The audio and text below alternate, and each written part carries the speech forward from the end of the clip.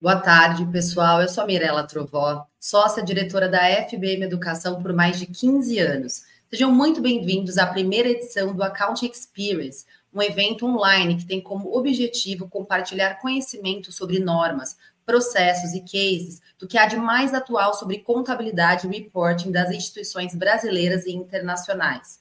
No evento de hoje, você terá acesso a um conteúdo muito rico, porque além de poder ouvir os maiores nomes do mercado de contabilidade, as atualizações presentes terão impacto direto no valor da sua carreira.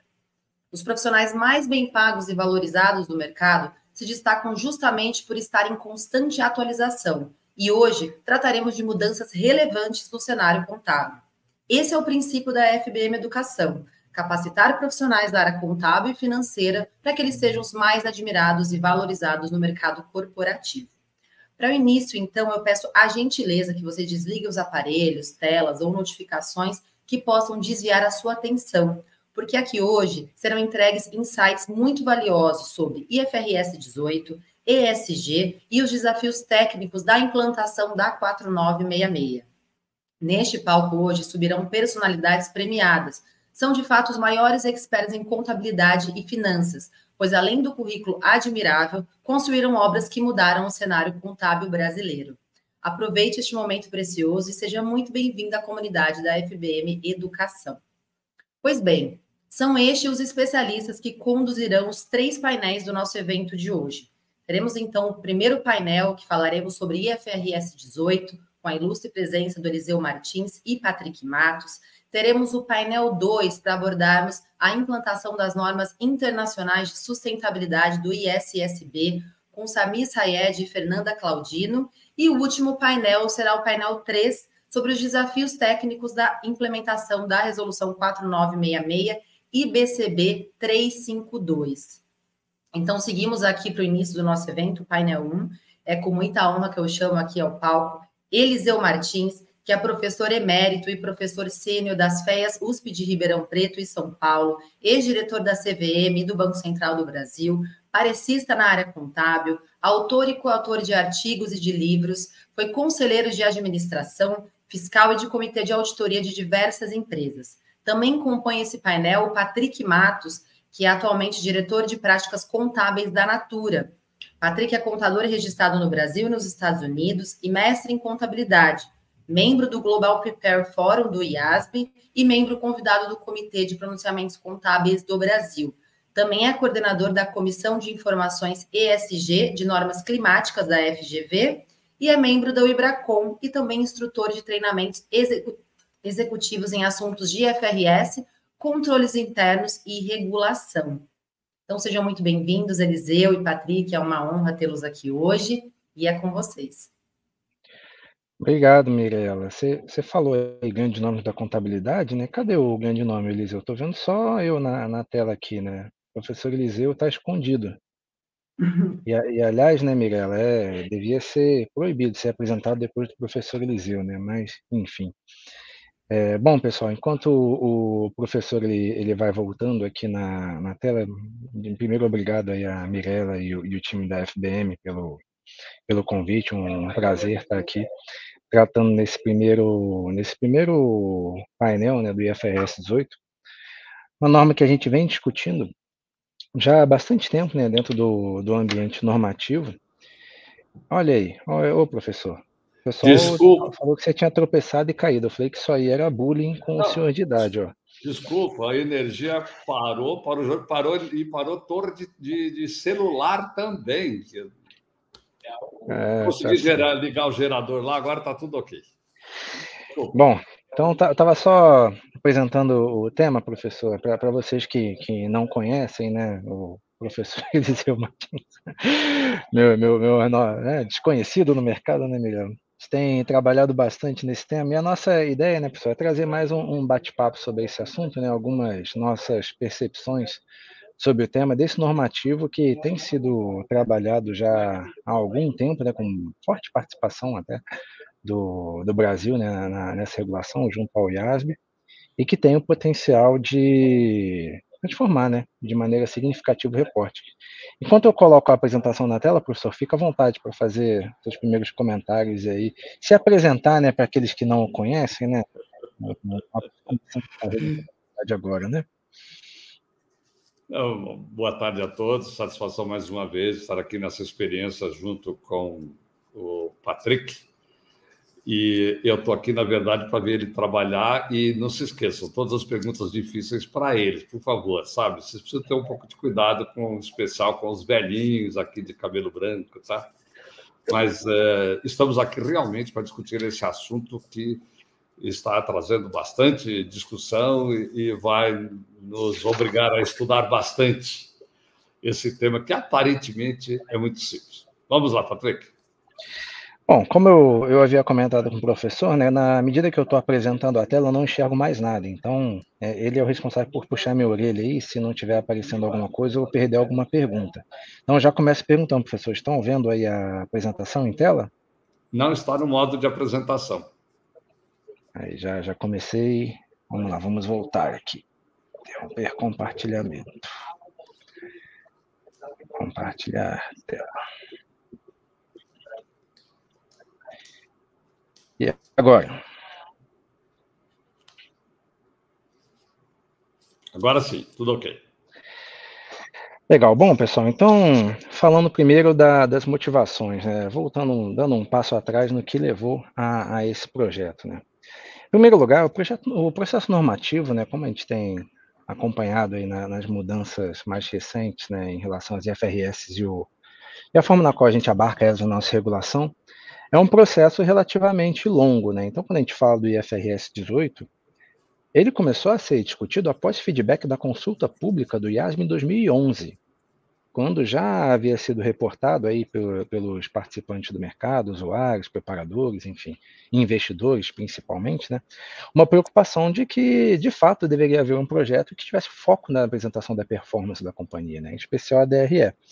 E isso muito resultado da falta de transparência de determinadas informações, em especial aquelas que a gente chama de medidas non-GAAP, né, que envolvem, por exemplo, divulgações fora das demonstrações financeiras, né, envolvendo soma e subtotais de resultados da DRE, mas que não necessariamente são abarcados nas normas IFRS, né?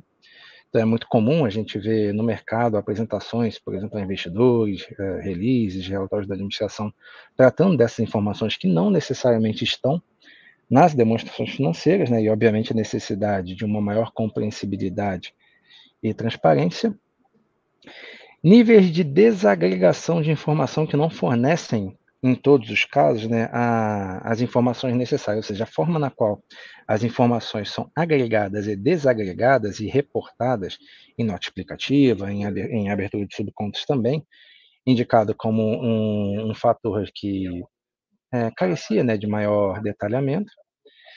Ponto muito importante, né, diversidade de prática na classificação e apresentação da DRE para determinadas receitas e despesas, né, em especial, né, na pesquisa realizada nesse projeto, o IASB fez uma análise de algo em torno de 100 entidades, né, de 26 países diferentes, e ele identificou que essas 100 entidades, 63 reportavam o que ele chamava de lucro operacional. Só que esse lucro operacional ele tinha 9 nomenclaturas diferentes, né? Então, gera aí obviamente, um questionamento, uma pergunta, né, a partir daqueles que estão tomando decisão a partir das demonstrações, se de fato estão tratando da mesma coisa, né, se de fato é o lucro operacional de maneira comparável. Só que ao observar esse lucro operacional, né, chegam também a outros pontos de questionamento. Algumas dessas empresas botavam, por exemplo, ganhos e perdas, né, de coligadas, empreendimento controlado em conjunto dentro do lucro operacional, outras colocadas de maneira separada, benefícios pós-emprego, plano de pensão, em algumas situações apresentados dentro do lucro operacional, outras fora desse total. Então, você percebeu uma falta de uniformidade nesse mercado. E, obviamente, né, quando a gente fala de uniformidade, esse é o desejo de todo usuário da demonstração financeira, né? Poder ter informações que sejam comparáveis e que, de fato, possam ser úteis na tomada de decisão.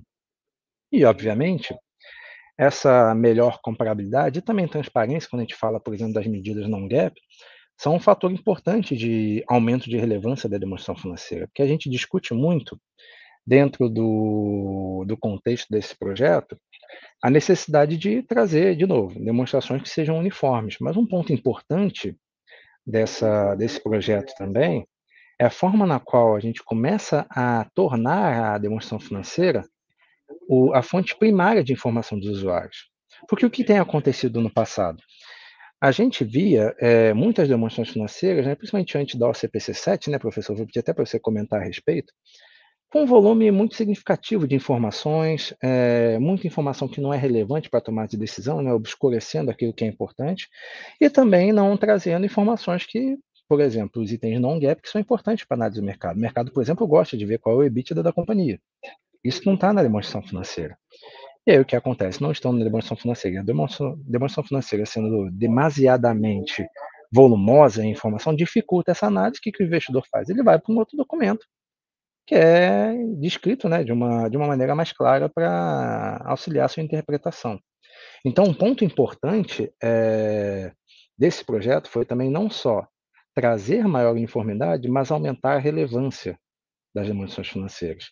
E aí, professor, talvez até a sua experiência nesse sentido, eu acho que vale nesse tópico, né, porque a demonstração financeira é uma batalha para que ela seja, de fato, a fonte primordial de informação e que ela tenha a relevância necessária, né?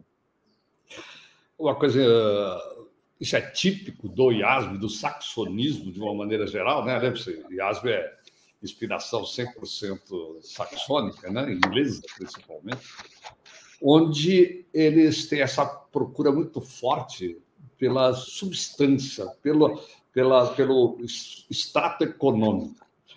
E esta padronização, principalmente falando do resultado, esse documento não cuida só do resultado, nós vamos ver aqui, ele leva muito em conta a substância econômica, o modelo de negócio de cada empresa. Então, ele não é uma padronização automática. Todo mundo classifica assim, assim, assim, assado. Algumas coisas sim. Mas há várias coisas que podem sofrer classificações diferentes entre as empresas, porque os modelos de negócios das empresas são diferentes. Aquilo que é realmente, fortemente gerador da riqueza de uma empresa, genuinamente operacional, para um pode não ser para outro, outro pode ser um negócio complementar, a látera, né? Então, esta visão de que o que vem não é uma padronização automática. Eu pego, coloco aquilo lá e simplesmente vou e mudo o plano de contas, está resolvido. Não. Você vai ter que pensar bem antes de fazer as suas modificações e vai ter que continuar pensando bastante depois, durante a sua vida toda. Vamos lá. E esse é interessante, né, professor? Que um tópico que a gente costuma debater, já falou até com o time do IASB algumas vezes, é que o IASB ele é muito taxativo, que a comparabilidade de uma demonstração financeira, como a DRE, por exemplo, ela não vem necessariamente da forma na qual as entidades reportam informações de maneira igual. Como você falou, né, professor? Às vezes coisas diferentes têm que parecer diferentes. E eles batem muito na tecla que a comparabilidade vem pela forma na qual as empresas igualmente atendem às necessidades dos seus usuários em relação à informação que está sendo colocada, mesmo que ela tenha geografias diferentes. A gente vai ver exemplos, né? A gente fala de uniformização na demonstração do resultado, mas tem espaço para, né, categorizações diferentes, desde que faça sentido dentro do modelo de negócio de uma entidade. Então, quando o saxonismo, né, professor, é interessante, porque quando a gente, até voltando, né, na adoção das IFRS no Brasil, né, um grande desafio que a gente teve, né, porque a nossa legislação contábil, para não dizer um cópia, né, mas muito influenciada na lei das sociedades por ações americana, né, uma outra escola completamente diferente da escola principiológica britânica, né. Muito bem. Bom, então, pessoal, seguindo em frente, né? O que a gente também chama atenção aqui, né? Relembrando, de novo, o que a IFRS 18 ela traz em relação a categorias e subtotais, né? Que eu diria talvez que é o que é mais visível, né? Dessas alterações. Bom, uma segregação da demonstração financeira por categorias, né?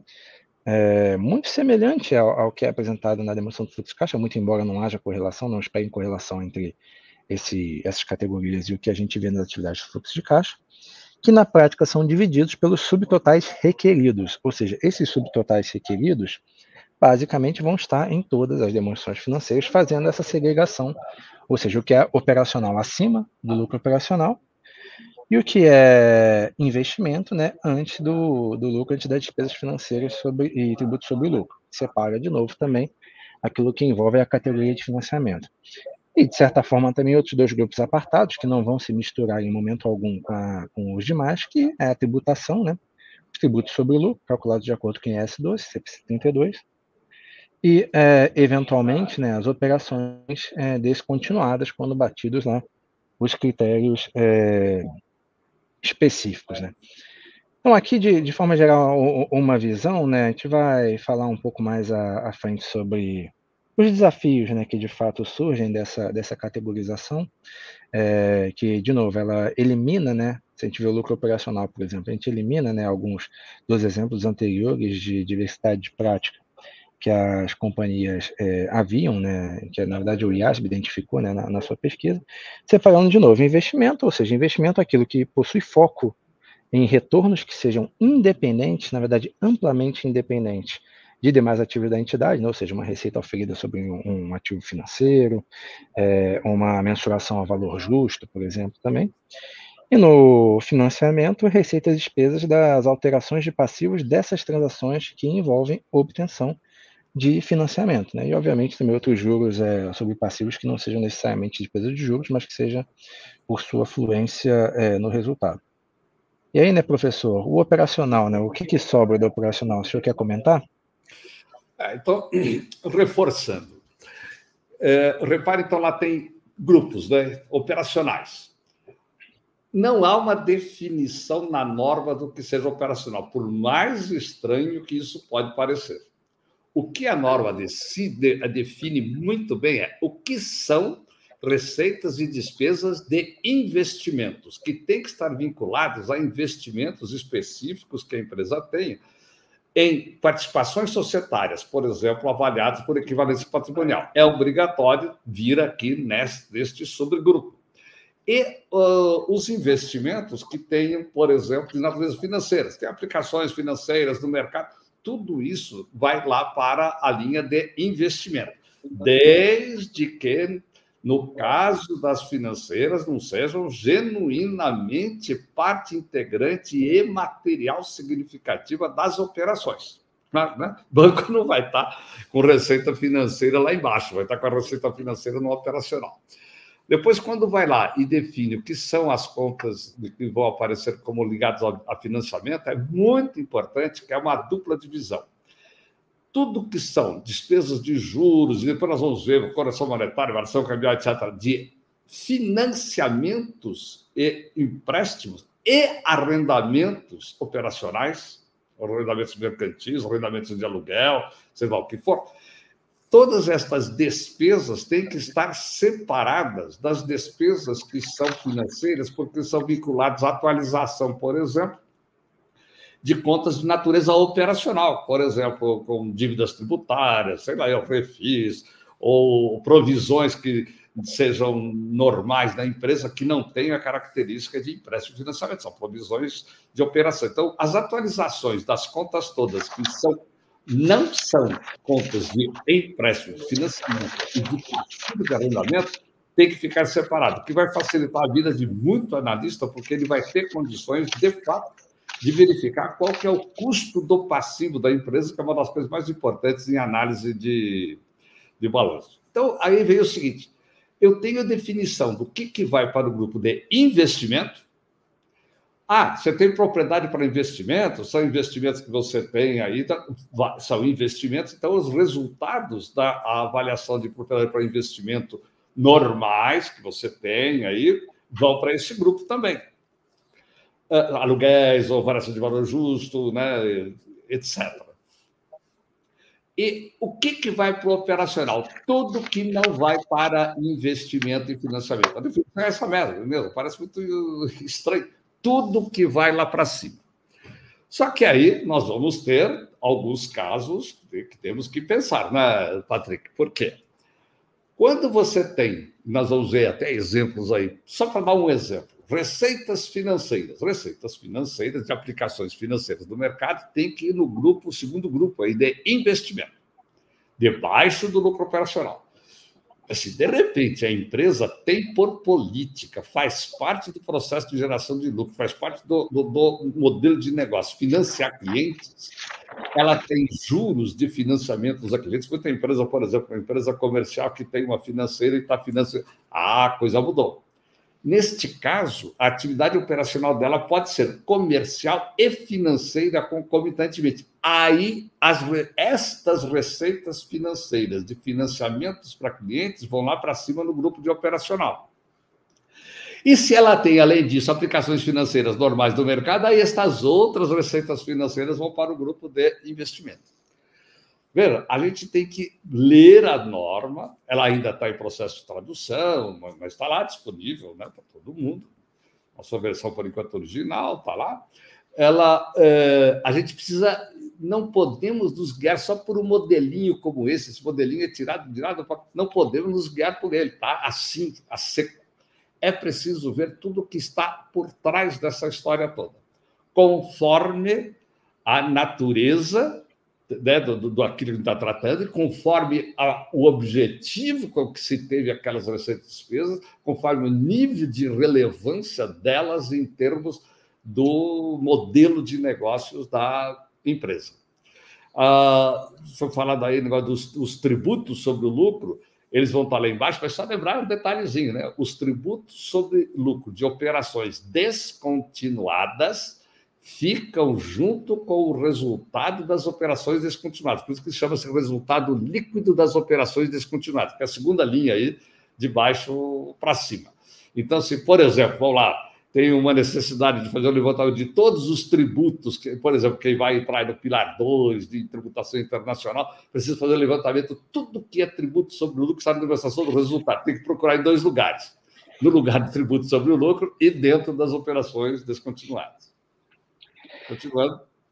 E isso, né, professor, tem um ponto interessante, né, porque o que acaba acontecendo com a categoria operacional? É um grande residual.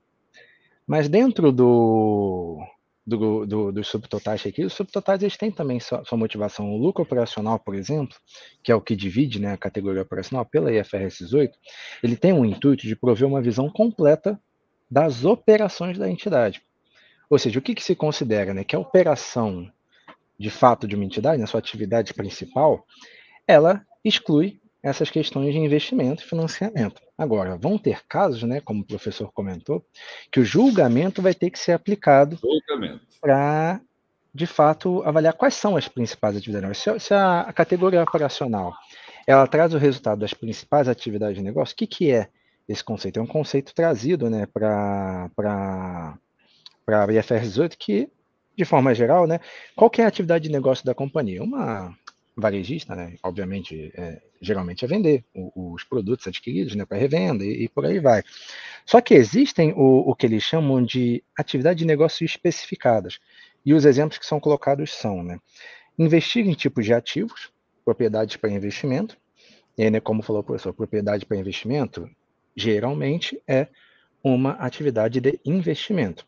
Agora, se a entidade ela tem o investimento nesses ativos para obter retorno como sua atividade de negócio principal especificada, não seria comparável, né? Lembrando que a gente comentou, a comparabilidade não está necessariamente no reporte igual. Mas não faria sentido a principal atividade geradora da companhia ficar como investimento e não operacional somente porque ela está dentro de uma atividade que eventualmente é residual para as companhias, né? As companhias eventualmente mantêm uma propriedade para investimento, porque foi é um ativo que elas mantêm, uma oportunidade de negócio que não necessariamente é a sua atividade principal.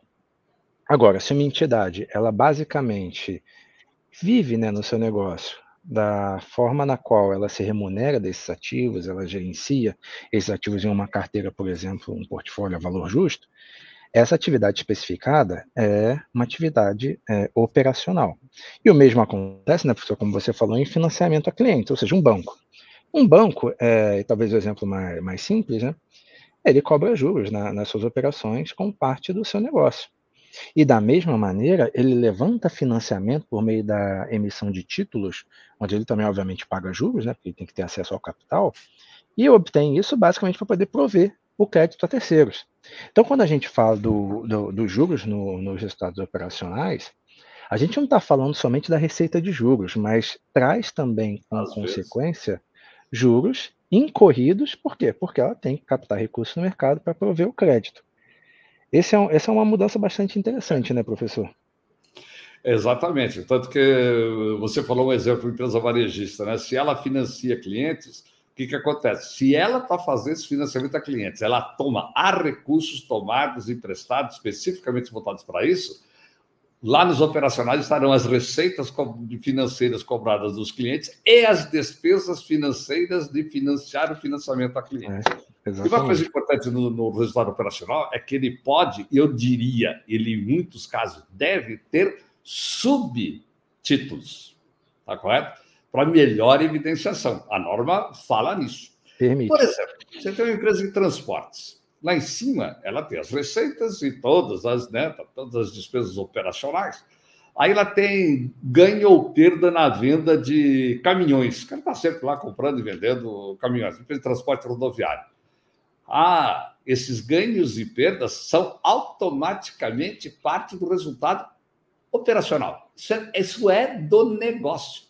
Agora, é lógico que vai interessar para muitas empresas e deve isso ser, se isso for relevante para o entendimento por parte do usuário, esses ganhos ou perdas nas baixas, nas vendas dos ativos de uso, que pode ser equipamentos, máquinas de uma indústria, por exemplo, eles deverão estar devidamente destacados lá em cima, tá certo? Vão lá para cima, mas lá podem haver, e em muitas circunstâncias, deve haver subgrupos. Exatamente. E aí, né, pessoal, acho que a gente for parar para pensar, vão ter casos em que o julgamento vai ser claramente mais complexo, né? Porque a gente falou dos bancos, né? Talvez um exemplo fácil. Agora vamos pensar na varejista, né? Até pouco tempo atrás, você não tinha, você fazia um financiamento numa varejista e ia com um banco, né? Uma instituição financeira apartada. Há alguns anos foi se criando um movimento que as próprias varejistas e várias outras empresas do mercado começaram a criar suas próprias atividades de financiamento. Então você começa a ver em muitas situações o resultado dessas empresas que tinha lá um efeito de remuneração de juros, né, a partir de financiamento provido a cliente, que era baixo. Em muitas das empresas hoje em dia isso vai ficando cada vez mais significativo. Para muitas dessas empresas, embora o negócio principal seja a revenda, né, compra, venda ou produção e venda de produtos, a geração de financiamento já é uma atividade significativa, já é uma atividade relevante que está dentro das suas projeções de negócio, inclusive, não é mais algo incremental. Um negócio interessante, às vezes uma varejista até tem por objetivo não é ganhar, não é ter lucro na operação financeira. Veja bem, mas ela tem um volume de receitas de financiamento de clientes e um volume de despesa de captação para financiar clientes. Pode ser até que o resultado financeiro dela seja pífio, porque o objetivo dela é ter resultado comercial. Mas aquele resultado financeiro, ele está lá e existem aquelas operações financeiras para ajudar a produção do lucro comercial. Então, mesmo que o lucro da operação financeira, recebimento de despesas financeiras, financiamento, seja nulo, seja zero, está lá em cima, as receitas e as despesas têm que estar lá. Podemos ir para frente, né? Perfeito. E aí um outro ponto bastante importante, a gente vai mostrar, na verdade, uma tabelinha com esse exemplo um pouco mais à frente, mas é a apresentação das despesas por natureza ou função, que podem ter certeza que vão escutar esse tópico aí pelos próximos 4 anos aqui no Brasil, até a gente decidir o que a gente vai fazer com isso. O que a gente tinha pela norma anterior? Você tinha a determinação da apresentação por natureza ou função, e de novo, vou te mostrar um exemplo, mas por natureza, uma descrição pormenorizada na DRE do que compõe as despesas, né? Ou seja, logo abaixo das receitas, e por função, que a gente está um pouco mais acostumado do Brasil, que é a segregação entre o que é custo, né? Logo abaixo da receita, e o que é despesa operacional.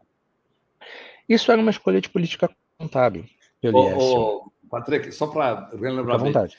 Quando a gente fala em despesa por função, a gente olha a função produção, a função venda, a função administrativa, a função financeira. Então, a gente está acostumado, a própria lei brasileira fala de despesas administrativas, em despesas com vendas, né? É custo de produto vendido numa indústria. Quando a gente fala por natureza, é diferente. As despesas não são por administração, por venda, despesa de pessoal, despesa de material, despesa de energia, pela sua natureza e não pelo seu objetivo, pela sua função. Isso é que classifica e separa bem o que é uma despesa ou receita classificada por natureza ou por função. E olha o que é interessante aqui, né? E no Brasil, como bem comentou um professor, a gente deu um bypass nessa discussão, né? Porque a lei já é taxativa. Não, você tem que usar o método da função. Então, como é uma escolha de política contábil na IS1, né? Não nos serve bem. E tem sido os investidores no Brasil se acostumaram com essas premissas, enfim, isso tem sido aplicado de maneira consistente. Agora, o que a FRS 18 diz é que você não escolhe mais, você tem que fazer uma constatação. Ou seja, quais são as necessidades dos usuários, os fatos e circunstâncias associados à companhia e como eles gerem o negócio. Você pode, por exemplo, voltando ao exemplo do varejo, né? É muito comum o varejo medir sua performance pela margem, né? Então, quando a gente olha o que se avalia na hora de determinar se vai por função ou por natureza, né? Quais são os itens de linha, né, que fornecem a melhor informação, como é que o negócio é administrado, gerido, como é que o setor enxerga isso. Então, talvez chega no varejo, a gente vai falar, olha, o usuário ele tem uma constatação mais clara a partir da função, porque ele já avalia a margem da entidade, a gestão da companhia em relação a giro de estoques é importante, ao custeio, então isso acaba chegando nessa decisão. A gente pode chegar em conclusões diferentes, por exemplo, se a gente ir lá fora, o setor de tecnologia dá muita atenção às despesas por natureza, porque entende que essa pormenorização é importante na definição dos custos que são incorridos hoje e nas projeções que os analistas fazem para o futuro. Então, a gente não faz mais uma escolha arbitrária, né? Olha-se a partir das necessidades dos usuários e seguindo uma sequência de direcionamento técnico que a FRS 18 traz, o que seus usuários se beneficiam mais, a natureza ou função. Esse é um desafio importante, a gente colocou talvez até no outro slide mais à frente, né, professor? Em especial quando a gente pensar na forma na qual a gente vai recepcionar isso no Brasil. Isso agora é um plano danado, porque hoje é optativo pelo IASB. Se você fizer por natureza, está feito. Os europeus sempre, continentais sempre preferiram por natureza. Por natureza. Se você fizer por função, então a regra hoje é, você faz por natureza, tudo bem. Se você faz por função, e no Brasil todo mundo faz por função por causa da lei, mas daí você é obrigado, numa nota explicativa, ir lá e dizer quais são as mesmas despesas por natureza. Agora acabou, como o Patrick disse, não é mais uma opção sua. Você tem que verificar qual é o melhor modelo para o seu caso. E você vai ter que seguir. Portanto, nós vamos ter que ter algumas alterações aí, vamos enfrentar a lei aí, porque vai ter que ser seguido. Agora não tem mais a opção. Aliás, é um negócio interessante, né? Teórica, e pode, eu sempre falei em teoria, mas eu descobri esses dias um exemplo muito interessante, eu mostrei para o Patrick. Uma empresa que é uma empresa de transporte, ela publica, sua demonstração do resultado é futurística, porque ela publica ao mesmo tempo por função e por natureza. Então, ela tem lá receita líquida, custo dos serviços prestados. Aí ela abre o custo dos serviços prestados por natureza. É como se a indústria vai dizer quanto que é matéria-prima, etc. O dela, como é transporte, tem pessoal, tem manutenção, peças, ferramentas, pneus novos, pneus, sei lá. Só tem uma coisa que eu li aqui que eu não entendi, que é locação de frota. Eu acho que essa empresa não deu IFRS 16 ainda, mas tudo bem. Aí, depois que ela chega no custo do serviço prestado, então ela tem o lucro bruto. Aí ela vem agora, despesas administrativas, ela abre de novo. Pessoal, depreciação aparece de novo. Ou despesas disso, daquilo, etc. Então, gozada, ela tem uma demonstração antiga, já, bastante tempo, em que ela já faz pelos dois modelos juntos, ao mesmo tempo função e ao mesmo tempo. Tá resolvido o caso. Esquece o IFRS 16, mas antecipou o 18. Ganhou um lado e perdeu o outro. Ninguém é perfeito. E aqui um ponto, né, é mais uma leitura nossa. Embora a norma não use essa frase propriamente dita, mas a norma te leva à conclusão, não tão explícita, mas ela determina que na prática a natureza é a informação que vai te trazer mais benefício se a alocação tiver que ser feita de modo arbitrário, ou seja, não há como determinar uma constatação clara. Na dúvida, né, professor, vai pela natureza. E esse é mais um ponto para a gente pensar como é que a gente vai aplicar isso no Brasil. E quando a gente fala da apresentação por função, né, e aqui eu acho que é bem interessante trazer esse contexto, né, que A apresentação por função ela é próxima da gente, mas ela é um pouco distante para muitos preparadores, em especial na Europa. E durante o período de discussão da norma, havia muita preocupação por parte deles na hora de fazer a agregação por função e separar essa informação por nota explicativa. Nessa linha, né, o que foi colocado na FS 18? Na medida que se apresente por função, você precisa apresentar somente 5 itens detalhados por natureza em nota explicativa: depreciação, amortização, despesa com pessoal, impairment de ativos de longo prazo, ou de virtude indefinida, né? Ou seja, isso aqui não se confunde com os impairment da FRS 9, e baixas e reversões em perdas de estoque. Então, em nota explicativa, e tem um exemplo também um pouco mais à frente, abrir separadamente esses itens para demonstrar a sua alocação por natureza. Só para mudar um pouquinho, tem uma pergunta. A Vilane Cunha pergunta se, além da DRE, a IFRS 18 altera as notas explicativas. É um negócio muito interessante, nós vamos mostrar lá para frente. Para nós do Brasil não muda tanto, não. Sabe por quê? Porque nós temos uma tal de OCPC 07 há muitos anos, que eles agora parece que copiaram e fizeram uma porção de modificações nas notas explicativas, não, modificações não, de inserções, né, nas notas explicativas, algumas mudanças, usando toda aquela filosofia da nossa OCPC 07. Ou seja, informação em nota explicativa tem que ser material, só os materiais devem ser dadas, etc. Nós vamos ver isso lá para frente. Então, não é só DRE, não. Tem mais coisas, nós vamos ver. E aqui um outro ponto também que chamou a atenção, eu não diria, né, professor, que eu não acho isso necessariamente novo, mas nunca teve colocado dessa maneira, né? O que foi uma posição que foi bastante debatida e colocada pelo IASB durante o projeto, com muitas discussões, inclusive conosco, né, aqui do Brasil, é que existe uma percepção de que, na medida que você faz essa segregação entre categorias, certos itens que são adjacentes a outros objetos precisam acompanhar o principal. O famoso acessório acompanha o principal, né, professor? Então, quando a gente fala, por exemplo, né, efeitos de variação cambial, talvez o exemplo mais claro, né?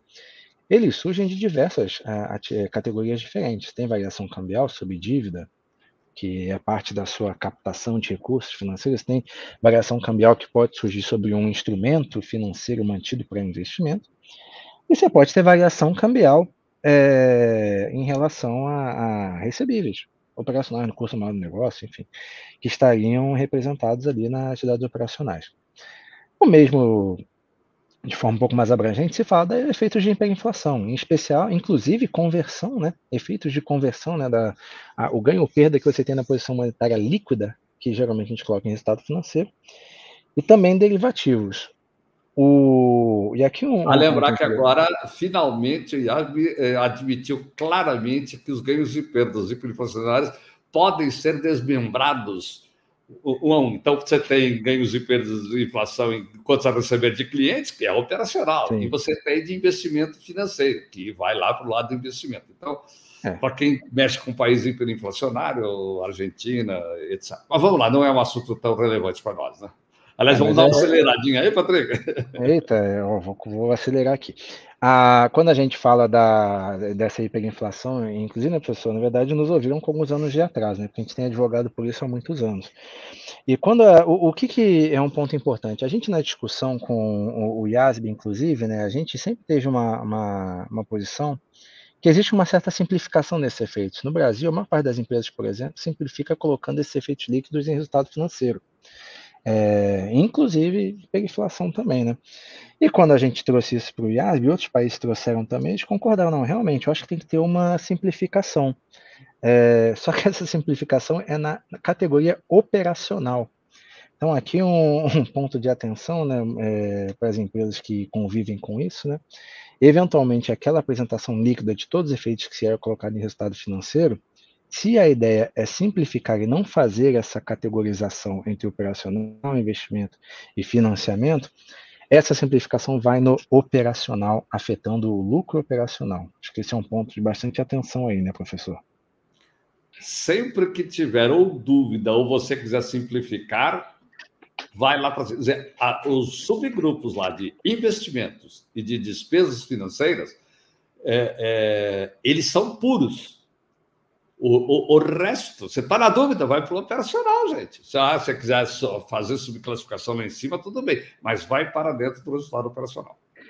E quando a gente fala aqui de outros lançamentos, né, por exemplo, ganho ou perda na baixa de imobilizado, impairment, propriedade para investimento. Sempre lembrando, né, a classificação pode ser alterada dependendo da forma na qual esses itens subjacentes são classificados na DRE. E, em especial, um que a gente chama a atenção aqui, equivalência patrimonial, que esse é um tópico bastante interessante, né, professor? Porque quando a gente fala das atividades especificadas, ou seja, uma empresa que investe em outras entidades para poder obter retornos, né? Ou seja, a atividade operacional dela é essa.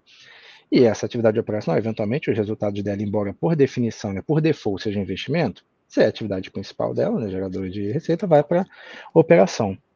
Porém, a IFRS 8 colocou uma pequena exceção. Aquelas que você contabiliza por meio da equivalência patrimonial, mesmo que seja a única atividade da companhia, o investimento em outras empresas, trazidos à equivalência patrimonial, incluindo subsidiárias nas demonstrações financeiras individuais, elas são sempre tratadas como atividade de investimento. Então, imagina, né, professor, uma empresa que você... Na linha de equivalência, né? Aliás, uma coisa, sabe, Patrick, que é interessante é o seguinte. Nós, no Brasil, nos acostumamos tanto com a equivalência patrimonial, nós não sabemos o que ocorre no mundo com a equivalência. Há muitos países que, olha, nas suas contabilidades locais não aceitam a equivalência patrimonial. E mesmo nos IFRS reclamam da equivalência patrimonial. Por quê? Porque são receitas, isso é muito mais típico dos mais conservadores. Receitas que vão ser recebidas quando? Em dividendo. E o resto, quando vender investimento. Então, são receitas e despesas onde grande parte dos reflexos financeiros são muito a longuérrimo prazo. Então, eles têm, às vezes, certas resistências. Por isso que eles querem que estas receitas e despesas de equivalência fiquem separadas naquele grupo de investimento, custe o que custar. Porra, não tem... Existe uma dificuldade muito grande, né, principalmente dos investidores, de entender, e eu particularmente, a opinião pessoal, acho que esse é um trabalho importante que o IASB deveria focar, mas existe uma dificuldade de entender o que de fato pretende representar a equivalência patrimonial, porque olha o seguinte, imagina uma empresa que é uma holding, que a única coisa que ela tem é investimento em outras entidades. Pela IFRS 18, se ela contabiliza esses investimentos por equivalência, por exemplo, que é uma coligada, ou no Brasil, porque na demonstração de financeira individual ela controla também, pelo IFRS 18 isso é atividade de investimento. Agora, supõe que a empresa não contabilize esses investimentos pela equivalência. Ela contabiliza eles a valor justo, seja pela natureza... No Brasil nós não podemos, né? Nossa lei não permite. Mas... vamos pensar na coligada. Ao valor justo e, eventualmente, quando você contabiliza esse investimento ao valor justo, você está avaliando a apreciação de capital da companhia. É uma mudança relativamente sensível, mas que já jogaria os efeitos desses investimentos para a operacional. Então, acho que isso é um lembrete interessante, né? Porque, de novo, está contabilizado em equivalência patrimonial, deixa no investimento. Mas é importante que eu acho que, na minha opinião, mostra que tem um espaço para a gente discutir aí um pouco melhor o que é a equivalência patrimonial e por que ela é tão incompreendida, né? E um outro ponto interessante também é alinhamento com o IFRS 8, né? Os segmentos operacionais. E isso por quê? Imagina que a companhia ela tem diferentes segmentos. De novo, vou voltar ao exemplo da varejista. Tem diversos segmentos. E um segmento dessa varejista, que é um segmento reportável, envolve a atividade de prover, né, financiamento a clientes. O que a IFRS 8 leva é que esse seria um indicativo importante de que essa atividade também é uma atividade principal. Porque se ela é relevante o suficiente para ser um segmento reportável a partir dessa atividade, é um indicativo claro de que esse segmento reportável é uma atividade de negócio principal da entidade. Então, ao fazer o julgamento do que é uma atividade principal da entidade ou uma das atividades principais, esse cruzamento, essa referência cruzada com os segmentos operacionais é importante. Tem um outro comentário, né, professor? Tratamento prospectivo, enfim, em mudanças de fatos e circunstâncias que mudem essas alterações. Determinados itens que passem a corresponder a uma outra atividade são tratados de maneira prospectiva. E aqui colocamos um exemplo, a gente falou dos juros operacionais. Olha aqui o exemplo de uma demonstração do resultado, e esse exemplo vem da própria IFRS 18, do guia de aplicação. Olha onde os juros estão incluídos, né, professor? Os juros de prover financiamento e os juros de obter financiamento para poder provê-los aos fornecedores. Aos clientes. Dentro do lucro operacional. E é engraçado, né, pessoal? Isso aqui é um exemplo que se parece com a própria varejista, né? Você tem uma receita aqui, o custo das vendas, e aqui embaixo, separado, uma receita líquida de juros, né? No operacional. E olhe como, de novo, como a comparabilidade é interessante, porque vai comparar com uma empresa que, por exemplo, não tem isso como principal atividade, você vai ter uma diferença de geografia. Mas qual que é o raciocínio do IASB? Essa diferença de geografia não significa que o lucro operacional não seja comparável. Por quê? Porque o lucro operacional, de maneira igual, representa as principais atividades operacionais da companhia. Né? Bom, e aqui um outro tópico interessante. A gente fala muito da DRE, mas tem outras alterações importantes na norma que vão eventualmente também surgir em outras peças, em especial nota explicativa, mas também no balanço patrimonial, por exemplo.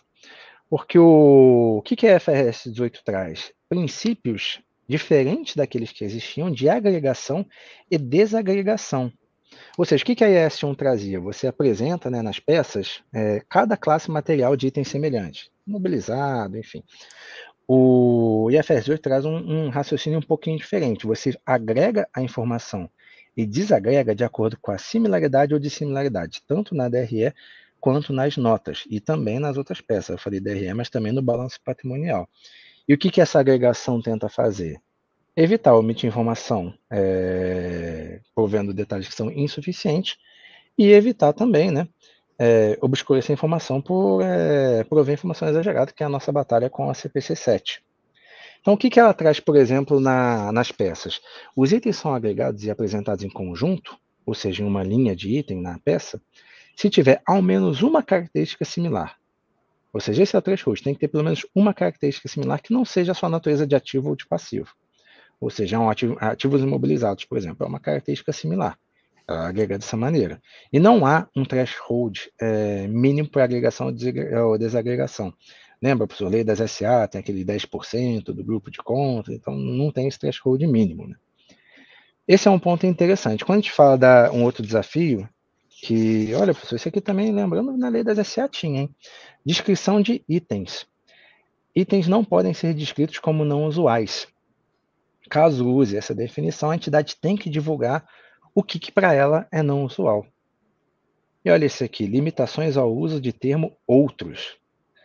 Outros, a princípio, não deve ser utilizado, exceto em situações que a gente vai passar no próximo slide.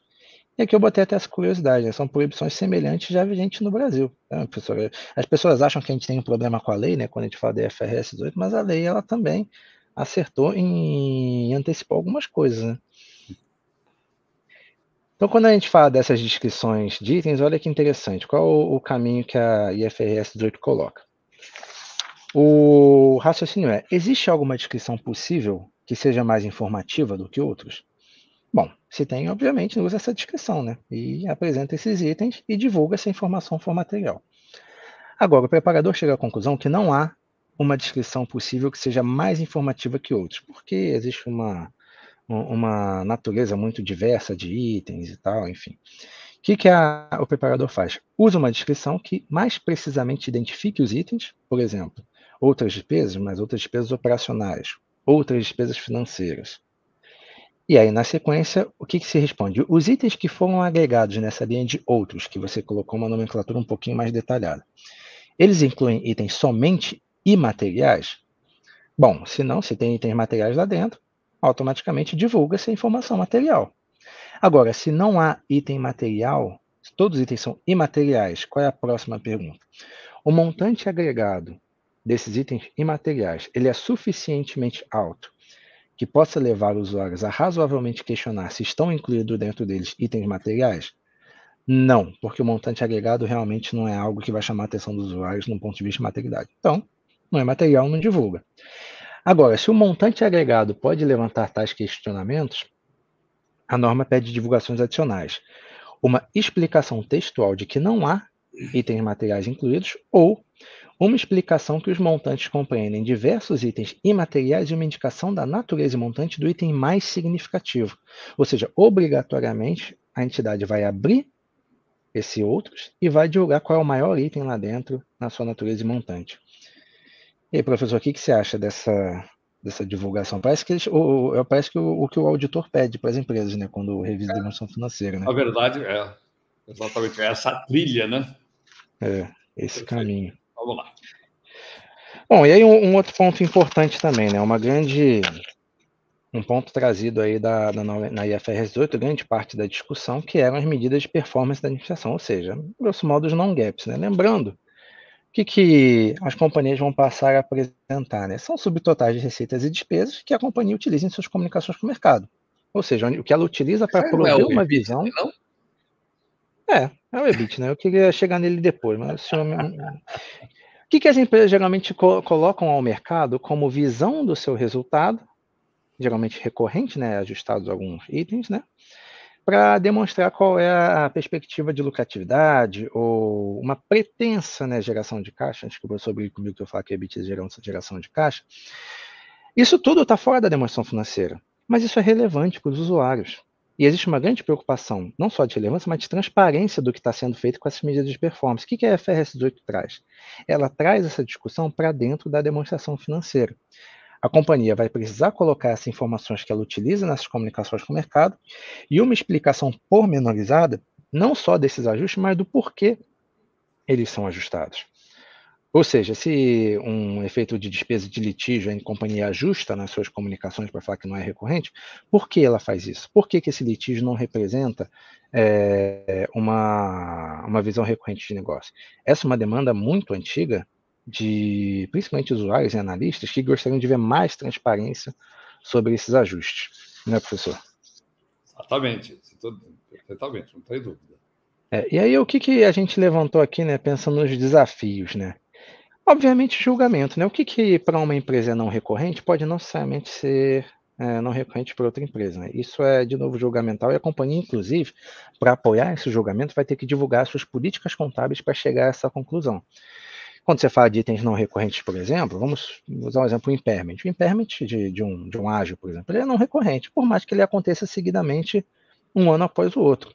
Ele é não recorrente sob uma perspectiva da sua natureza. Mas ele pode se repetir, e aí ele passa a ser recorrente, aí entra muito julgamento. Um outro desafio, né, pensando em relação a essas divulgações, é um escrutínio, né? Vai passar a ter mais escrutínio, sem dúvida nenhuma, porque isso vai estar em demonstração financeira, vai estar sujeita a mais órgãos de governança, obviamente o auditor é um deles, né, dentro das demonstrações financeiras, e isso é algo que busca-se uma qualidade um pouco maior dessa informação que antigamente ficava numa informação não auditada, né, fora das demonstrações financeiras. E, obviamente, dificuldades na comparabilidade.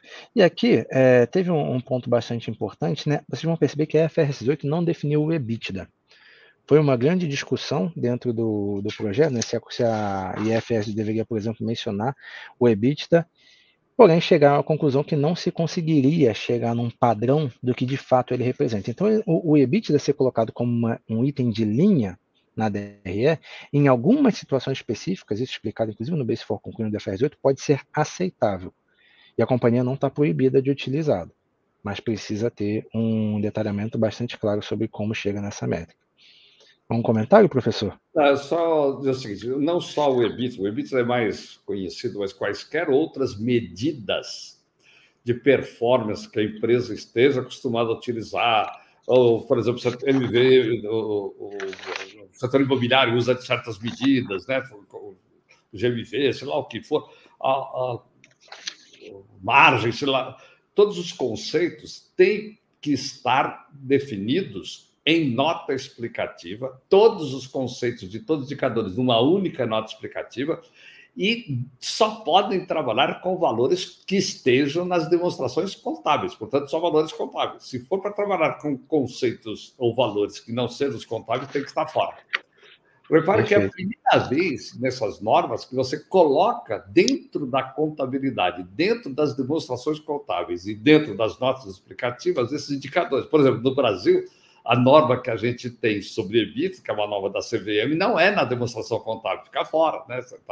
Não é chamado de indicador contábil. Agora vai passar. Só que, como o Patrick disse, não tem uma definição. Você vai ter que dizer qual é o conceito e explicar muito bem.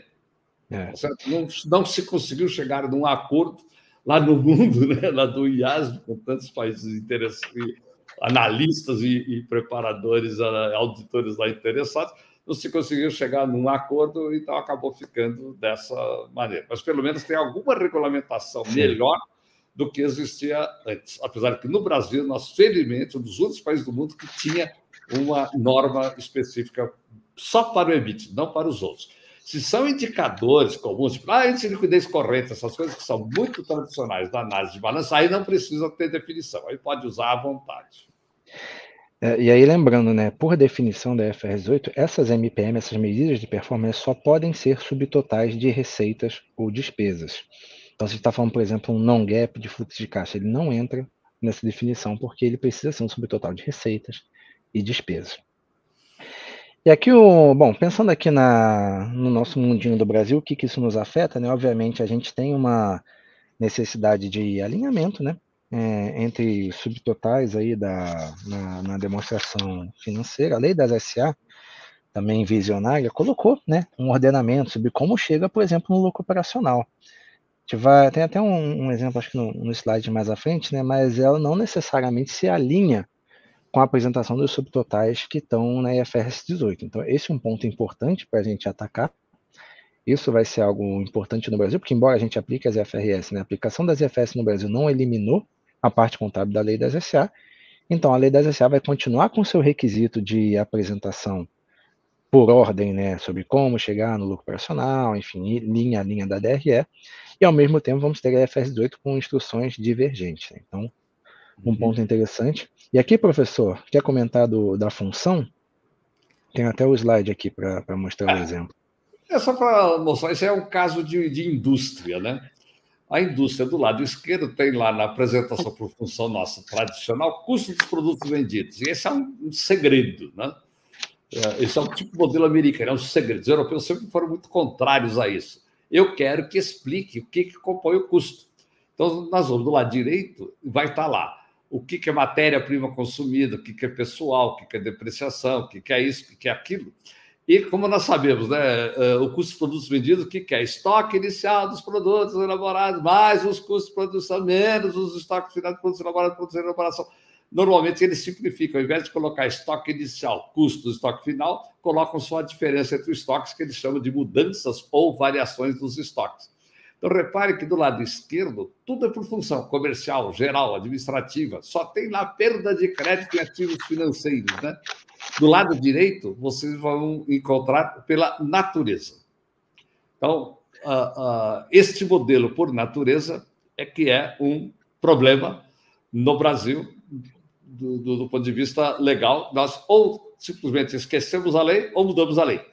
Mas que vamos ter o IASB teremos, isso não tem dúvida. Isso aí a Semimentar já deixou muito claro. Né? Mas e aí, a empresa faz uma constatação de que a apresentação por natureza é melhor. E ela tem que apresentar aqui no Brasil. O que ela faz, professor? Difícil, né? Tem uma pergunta muito interessante para você aqui, viu? O seguinte, o Banco Central está envolvido nessa mudança? Ele tende a aprovar o IFRS 18? Boa pergunta. Ele participou em alguma capacidade, porque no CPC, por exemplo, eles eventualmente recebem os documentos, embora não entrem em todas as reuniões. Mas não vi nenhum posicionamento formal nesse momento e imagino que eles vão aguardar também os desenvolvimentos regulatórios no Brasil. Não sei se já tem alguma informação diferente. O que acontece é que o Banco Central está com mudança significativa logo a seguir agora, né? Depois de 25, né? Já acho que é agora, janeiro de 25. 25. Onde o nível de aproximação das normas do Banco Central com as normas internacionais é muito forte. Vão ficar algumas exceções. Então, o que vai acontecer? Se entra em vigência em 2027 a IFRS 18, o Banco Central não disser que não é para entrar, eu interpreto que ela automaticamente vai entrar. Porque a regra é tudo de acordo com a IFRS, exceto tais coisas.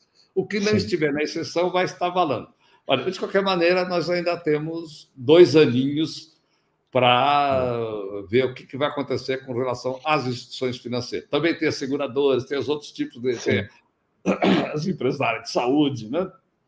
Sim. Porque esses órgãos reguladores do Brasil, quando eles têm poder legal, eles podem contrariar, e contrariam as normas internacionais, contrariam nos balanços individuais, tá certo?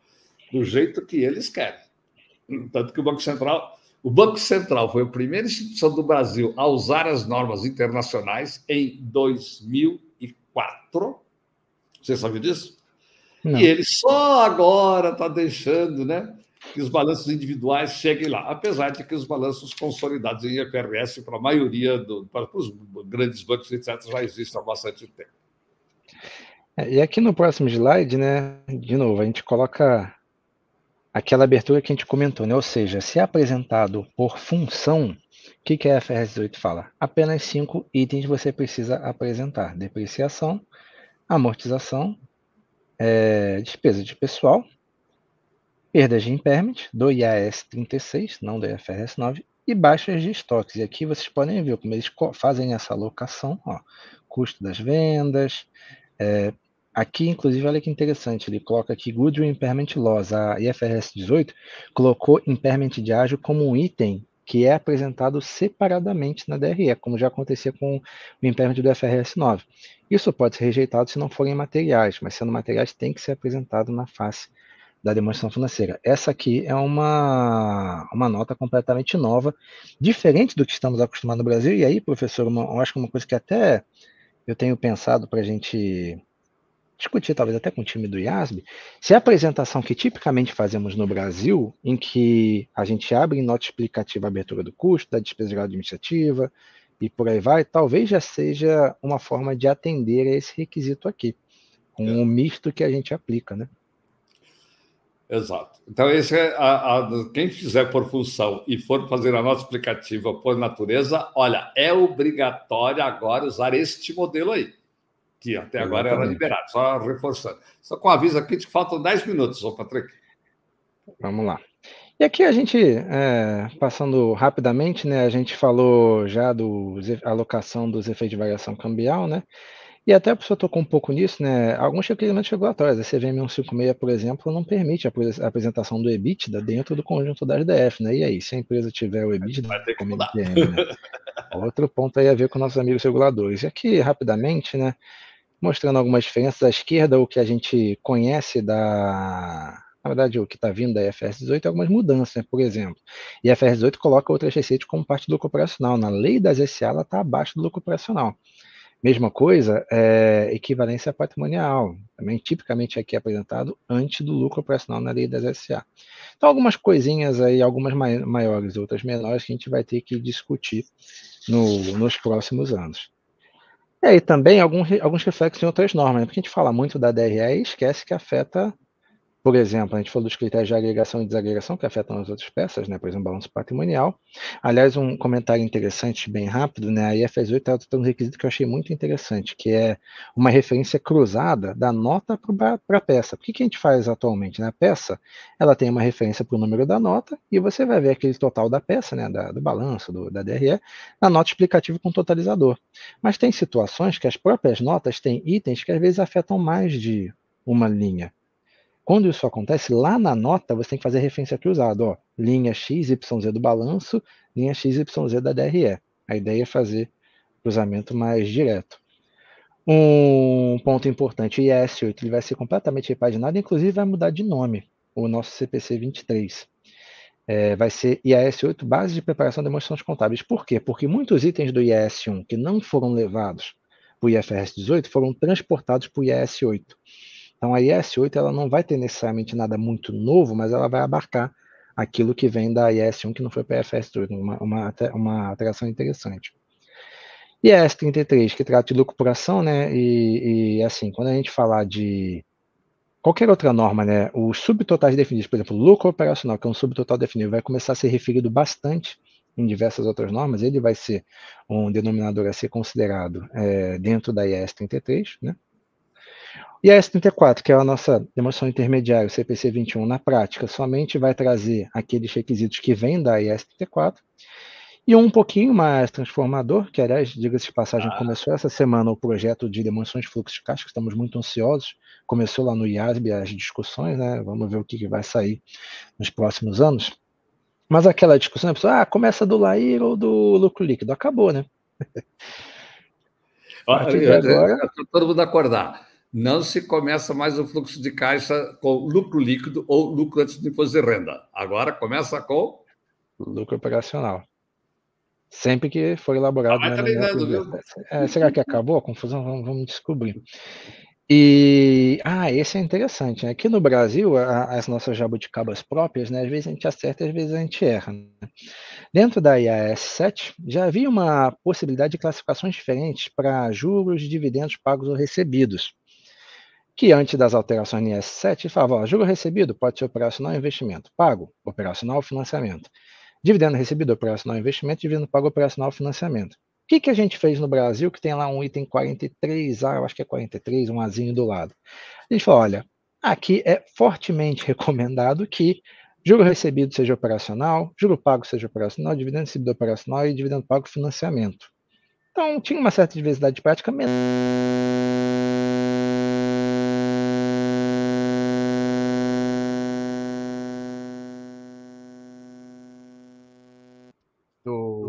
do que está vindo, né, a partir dessa classificação nova que traz a IFRS 18, ela fala o seguinte, se a atividade de negócio específica não é nenhuma daquelas que a gente conversou, de investir em ativos ou financiamento, juro recebido é sempre investimento. Juro pago, sempre financiamento. Dividendo recebido, sempre investimento. Dividendo pago, sempre financiamento. Você vê que a gente acertou só no último aqui, né, professor? Nosso, aliás, 34A, 43, 34A aqui. Então, essa diversidade também deixa de existir, também numa perspectiva de trazer maior uniformidade.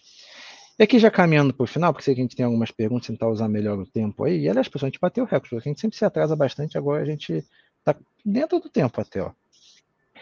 Um outro desafio de curiosidade, né? Dentro da IFRS 18, ele cria o que já se discutia na norma, mas não estava escrito ainda, que são as demonstrações financeiras primárias, né? E o Statement of Profit or Loss and Other Comprehensive Income, que era referido no S1, foi renomeado. Entre nós, pouca mudança na prática, né? Mas para os nerds da contabilidade de plantão, um comentário interessante, né? Muito embora, né, professor, já existia também alguma coisa no framework. No CPC 00, né, do deles lá, né, já tinha. Já tinha isso.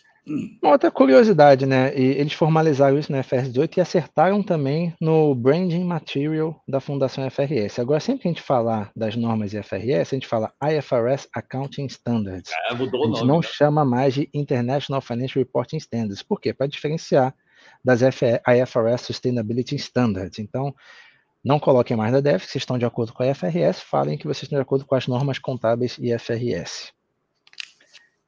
Outro contexto interessante, ele muda a discussão que havia na S1 sobre informação confiável e mais relevante na hora de determinar como apresentar o balanço por um conceito de sumário estruturado útil, que é basicamente para trazer os critérios de agregação e desagregação.